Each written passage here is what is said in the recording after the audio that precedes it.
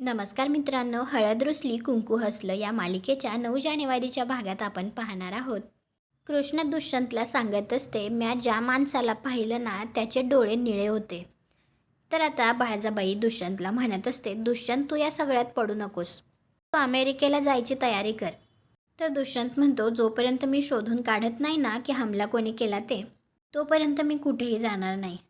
त्यानंतर आता दुष्यंत सतत कृष्णाबरोबरच राहतो. तर आता एक जण अंधारामध्ये जात असताना त्याला एकाचा धक्का लागतो, तर तो त्याला म्हणतो, बघून चालता येत नाही का रे? आणि त्यावेळी आता तो त्या माणसाकडे बघतो, तर त्या माणसाचे डोळे निळे असतात. आणि आता हे दुष्यंतला कळतं, तर दुष्यंत त्या माणसाला पकडून घेऊन येतो आणि आता घरी बाळजाबाई आणि कृष्णा असतात, त्यांच्यापुढे त्या माणसाला फेकतच आता दुष्यंत म्हणतो, कृष्णाला याच माणसाने किडनॅप केलं होतं आणि तिला जमिनीमध्ये सुद्धा पुरलं होतं आणि हे सगळ्याने कोणाच्या सांगण्यावरून केले हे सुद्धा मला कळले. आता हे ऐकून तर बाळजाबाईला धक्काच बसतो.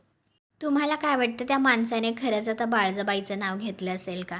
आणि जर का घेतलं असेल तर आता दुष्यंतला जेव्हा हे कळालं तेव्हा त्याला काय वाटलं असेल?